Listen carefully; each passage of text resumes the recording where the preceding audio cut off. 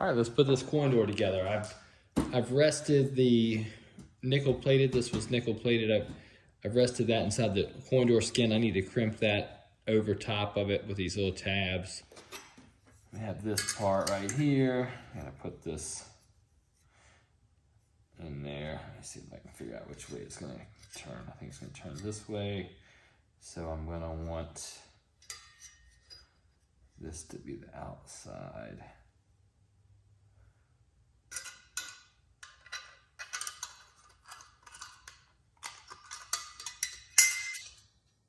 Much better design than the Bally doors, I will say that.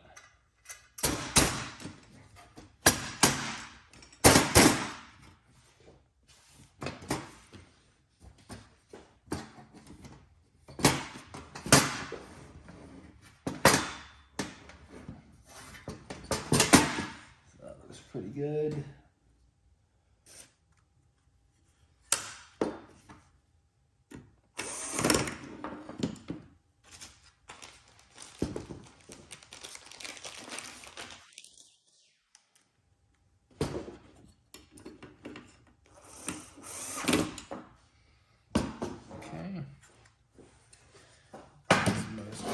For the bezel harness untangle. Now I'm gonna start to get this stuff in better order. I can tell if it's not sitting quite right because these should be coming out like at least in the same type of direction.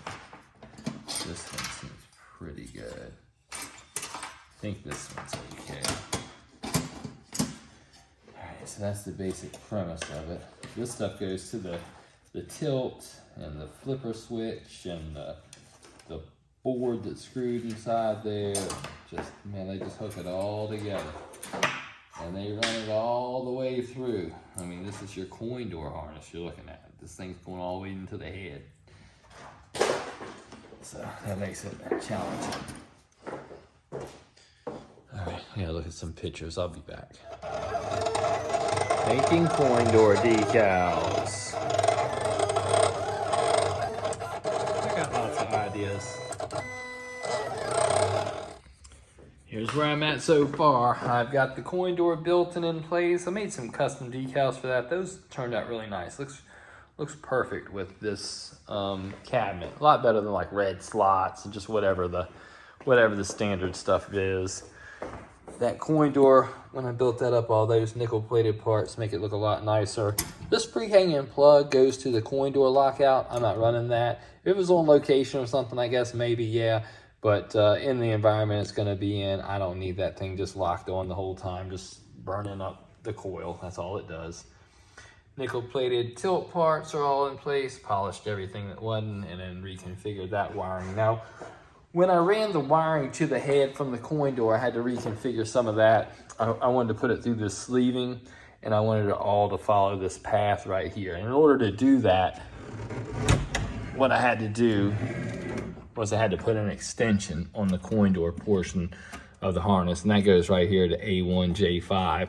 So I rebuilt that connector and with all new wiring, put an extension on it, and then it's on this plug. And I actually put more wire than I needed, so I just bundled that up. I'm using these open wire clamps because that way when you're looking to break this thing down, this thing isn't moving without unbolting the head. So when you're looking to do that, you're not trying to deal with closed looms and trying to unscrew everything. You can just pull them out of there. Whereas in the actual cabinet, it's the opposite of that. I like the closed clamps, holds everything tight, make sure everything stays nicely bundled together. Playfield wise, I mean, man, I'm still at it. I have went down the rabbit hole on this thing. All right, we're definitely nearing the finish line. Catch these last few details here.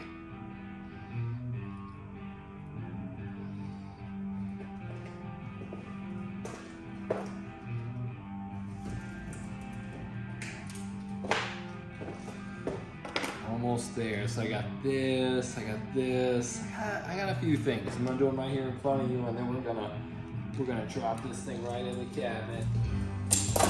So far behind on this project, I can't even tell you. And it's not because I have a deadline. I mean, people are cool. They're not telling me, oh, we gotta have it done by this or that time. But, you know, from my own perspective, I got way too much time in this thing. I'm weeks behind where I need to be as a result, so.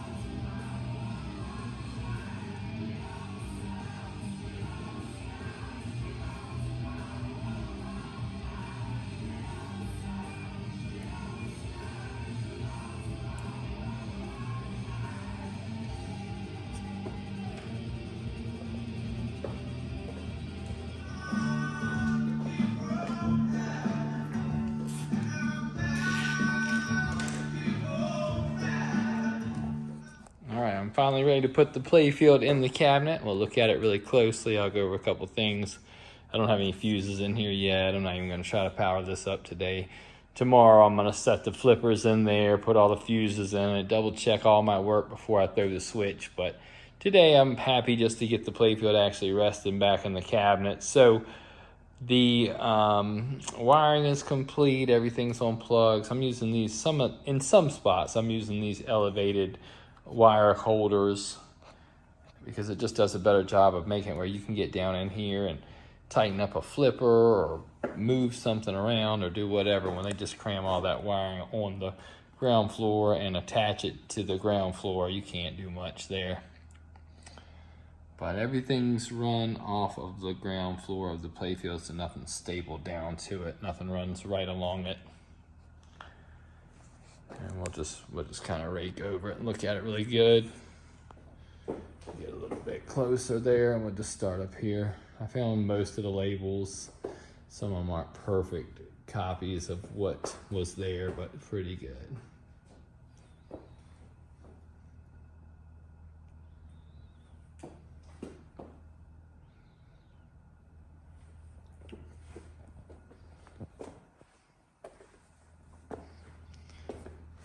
Double check all my switch adjustments later after I get it in there too. I think everything's pretty well adjusted, but at some point, you know, you're just putting stuff together.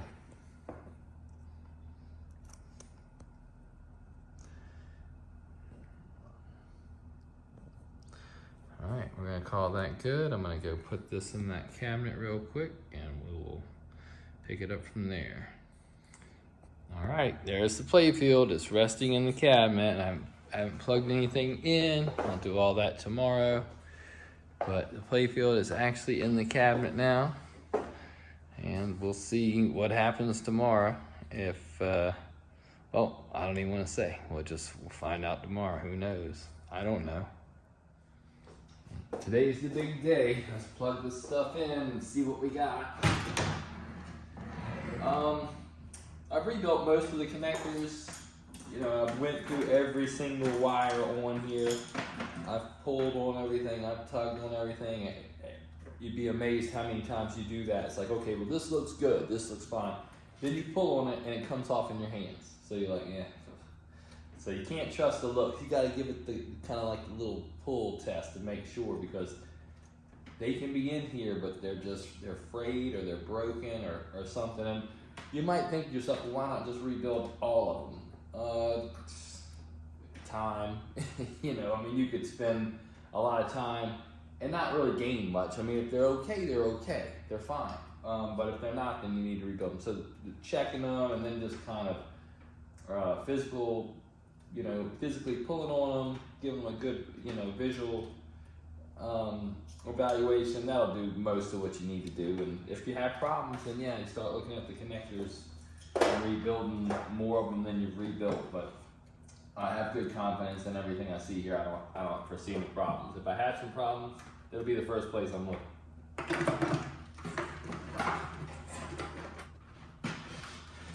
got everything bundled up in there as good as you're gonna bundle it up.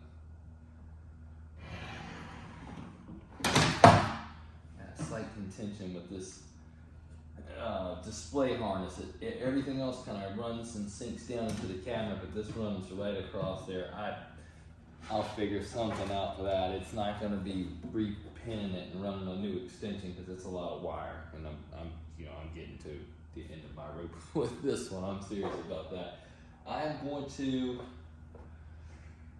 I don't have any fuses in there. I guess I don't know whether I want to put the fuses in there or just turn it on and see what happens with no fuses, nothing fused, and then add one fuse at a time. I'm not sure. I mean, I got the cabinet fuses in order. Let me grab the little chart for it and see what each fuse does. Maybe I can get a better idea.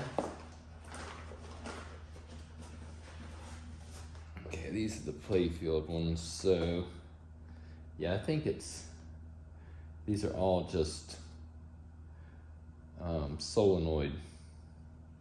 I think I'm gonna go ahead and turn it on this way. I'm gonna plug it in and turn it on this way without the fuses under the playfield. I think I got everything connected except for these grounds. I'll reach in here and connect these. But yeah, I think that's gonna be the way to go.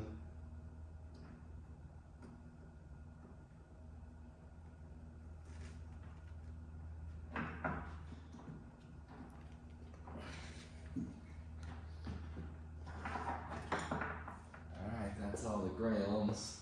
Let me put some bulbs in this back box just so I'll have an idea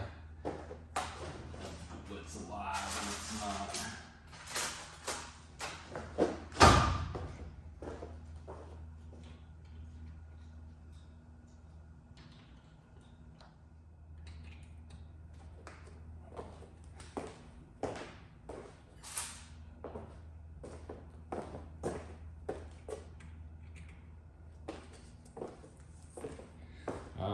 Bulbs in there.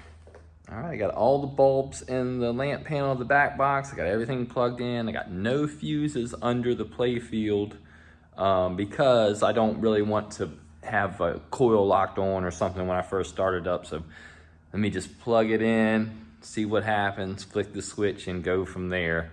There's no telling. And so as a result of that, I'd rather do it that way and then, add a fuse at a time and go from there. Here we go. It's off. That's good. Let's see. I'm gonna open this coin door. I don't have anything set on the menu or anything, so I don't even know what'll happen, but we'll find out.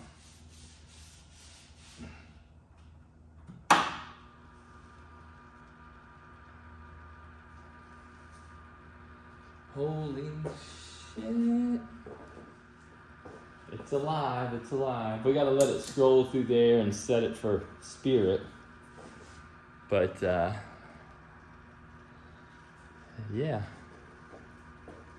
It's working, that motor's turning pretty quiet, It looks like my display building went pretty good. I can't always tell if that's something wrong when it does that, if it's just like, in the code or whatever, but it looks like it's doing that right. We'll know once we set it for the actual game. All right, okay. So far, so good. I can't quite tell if I got a bulb out right here. In the coin door, I need to change a bulb in the coin door.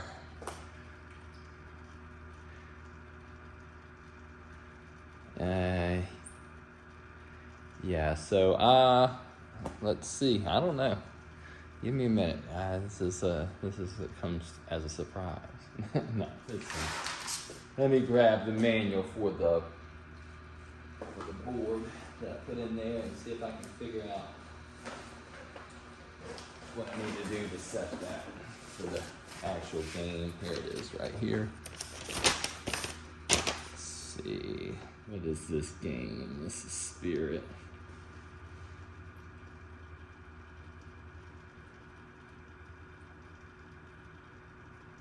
go, Spirit. That's right, we got that. Go to exit. I think I hit the credit button. All right, so now it's set to Spirit, so that's good. So we are set to Spirit. And that seems pretty good. We go to test mode and we'll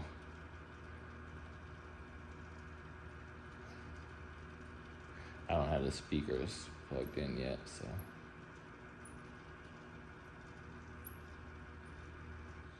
All right, I don't know. Let me regroup and we'll go from there. I was anticipating more problems. All right, we know everything's working, all the lights are working, all that stuff's working. So next thing we want to probably do is check the switches. I'll check each one of the switches, and then I will start thinking about putting some fuses in it. Let's do that. So let's go ahead and we'll just put it in switch test. Coil test, no. Display test we did. Sound test, no speakers plugged in yet.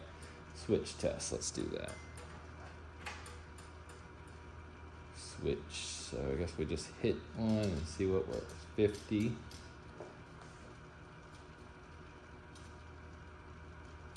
That says 50. Nothing there, so that's 50, right? Let's check this one. That's 51.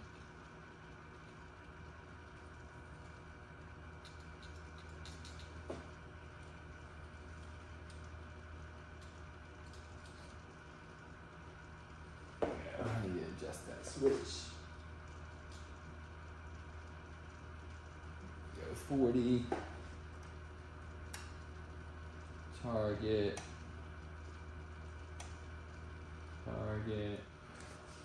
And the next thing I want to check will be, I guess we'll start putting some fuses under the playfield.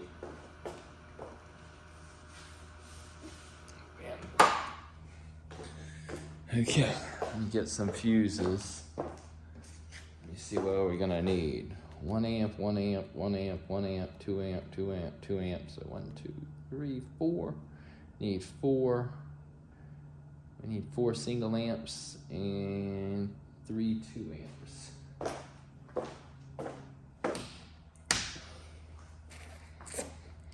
All right, let's see.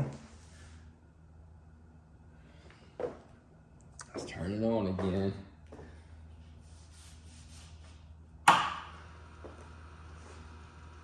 Alright, nothing locking on so far, so that's good. I'm going to run it through the coil test next.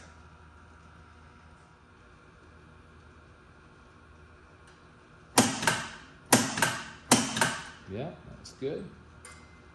That's good. That's good. That's good. That's good. That's good. Good. It's good. I don't know what 5 is. It says error. I think it might be something that's not on there yet. Let's exit. So we'll see. Looking pretty good. Looking pretty good. I think we're good there.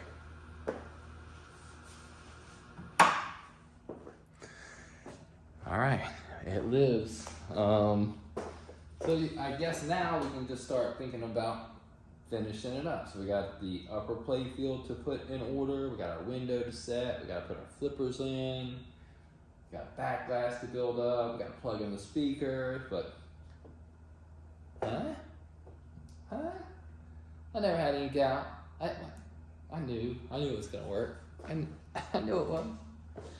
Nah, man, I was nervous about it. I'm not gonna lie. I don't know. It's a lot. And I mean, shit can go bad. I mean, I've seen shit go real bad.